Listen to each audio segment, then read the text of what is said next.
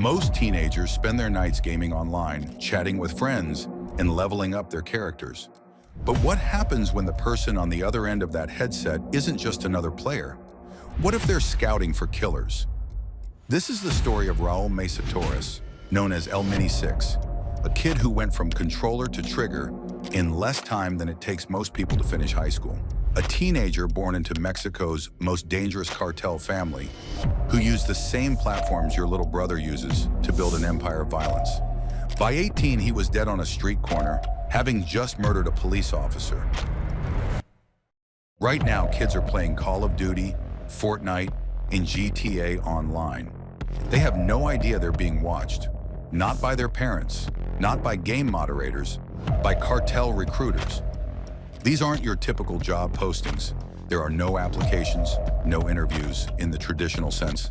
Instead, cartels have adapted to where young people actually spend their time: online gaming platforms, Discord servers, and social media.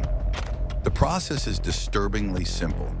Recruiters join public game lobbies, often in border regions of Mexico and the southern United States. They listen for young voices, teenagers who display certain traits: aggression in gameplay, boasting about violence, casual mentions of needing money, or just general aimlessness in life. They start with friendship, compliments on gaming skills, offers to squad up regularly. Then comes the private message: want to make real money? I know people who pay for drivers. Easy work. It escalates slowly. Driver becomes lookout. Lookout becomes a package handler. The package handler becomes an enforcer. And before you know it, that kid who was just trying to afford a new gaming PC is holding a real AK-47 instead of a virtual one. The cartels have weaponized something parents thought was harmless: online friendships. But Raul Mesa Torres didn't need to be recruited through gaming. He was born into the cartel world in 1991 in Culiacan, Sinaloa, the beating heart of Mexico's drug empire. His father was Raul Mesa Veros, known as LM6, a powerful Sinaloa cartel operative. His uncle was Manuel Torres, called LM1, one of the most violent hitmen the cartel ever produced. His other uncle, Javier Torres, was equally connected. Even his sister dated Ovidio Guzman, one of El Chapo's sons. Raul wasn't just connected to the cartel, he was cartel royalty. While most 9-year-olds were playing with toy soldiers, Raul was posing for photos with real military rifles, almost as tall as he was. He wore tactical gear like other kids wore sports jerseys. His childhood wasn't birthday parties at Chuck E. Cheese. It was protection details, armored vehicles, and learning which guns did what. His social media told the story. Even as a young teenager, Raul was posting photos on Facebook and Metroflog. Remember that site? Showing off golden AK-47s, Barrett 50 caliber sniper rifles that can pierce armored vehicles, and his girlfriend, who happened to be the daughter of El Mayo Zambada, one of Mexico's most powerful drug lords. He had fans, actual fans, people commenting on his posts, saying he'd be as legendary as his father someday. This was the world Raul knew. Violence wasn't something shocking or foreign. It was Tuesday. Then everything changed. March 2007. Raul was just 15 years old when his father, LM6, was killed during clashes with rival cartel factions and the military. For most teenagers, losing a parent is devastating enough to change their entire life path. For Raul, it made him double down. At his father's funeral, a narco corrido, a drug ballad, played with lyrics that sent chills through everyone present. A fighting rooster died, but he left behind a little chick. I'm off to rest. I leave Raulito in charge. In Sinaloa's narco culture, that wasn't just a touching tribute, it was a coronation. Raul, barely old enough for a driver's license, was now being positioned as his father's successor. And he wanted it, badly. He started dating Teresa Zambada Niebla, El Mayo's daughter. Dating a drug lord's daughter as a teenager wasn't just about love. It was about status, connections, and cementing your place in the hierarchy. Raul dove headfirst into the cartel world. By 15, he was running with armed crews, participating in operations, and building his reputation as El Mini 6, the mini version of his father. This is where the modern twist comes in. While older cartel members stayed off the grid, Raul's generation grew up with social media.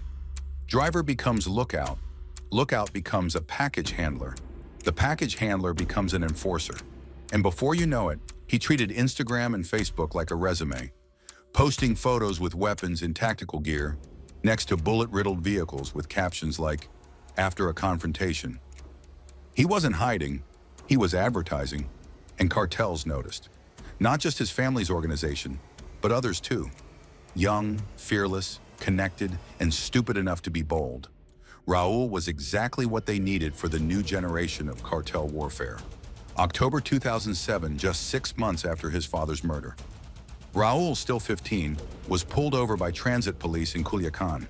He was driving a bulletproof SUV with no license plates, accompanied by armed friends, including Arlie Perez, a teenage corrido singer who would later write songs about him. When asked for registration papers, Raul had none. The truck was clearly from a cartel stash. He was arrested and was released almost immediately.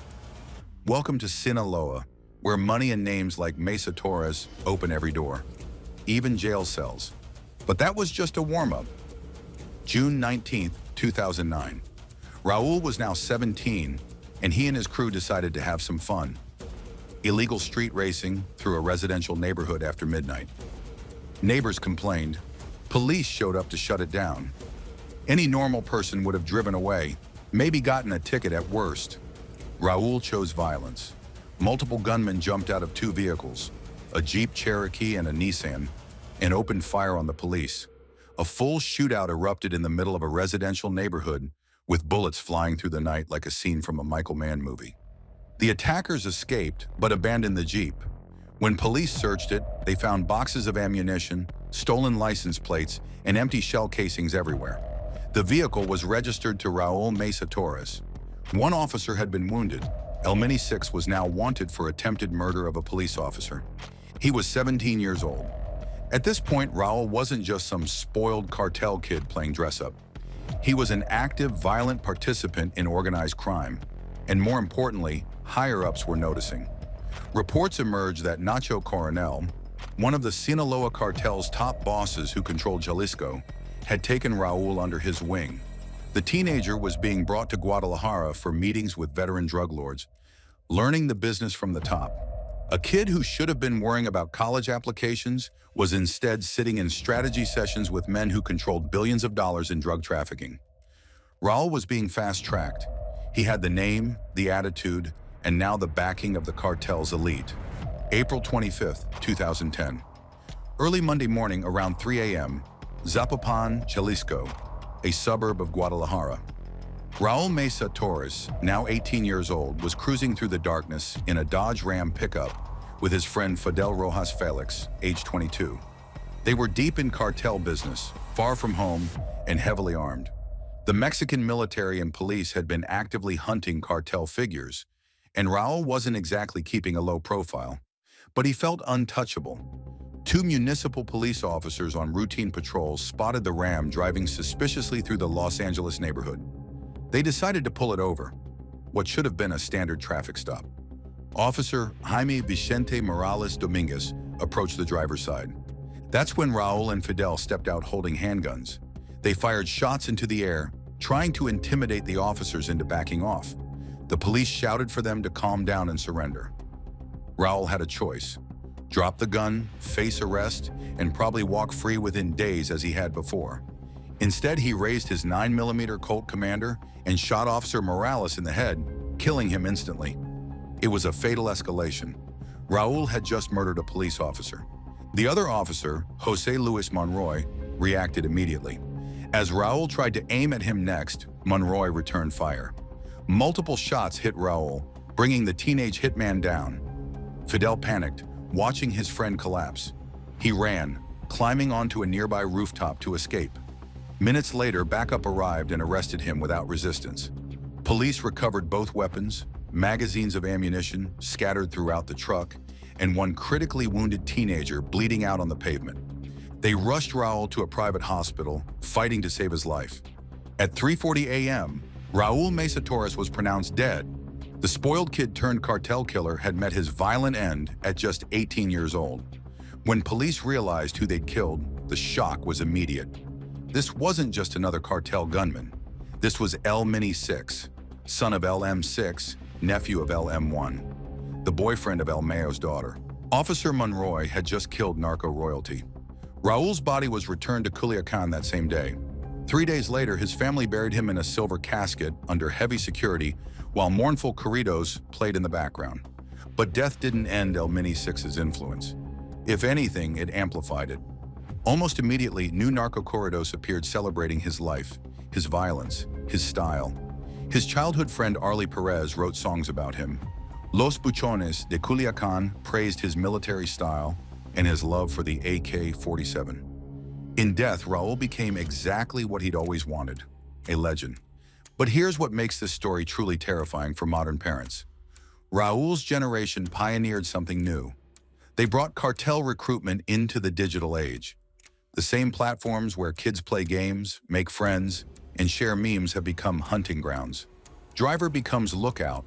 Lookout becomes a package handler. The package handler becomes an enforcer. And before you know it, Discord servers, gaming lobbies, TikTok comments, Instagram DMs. Cartels aren't stupid.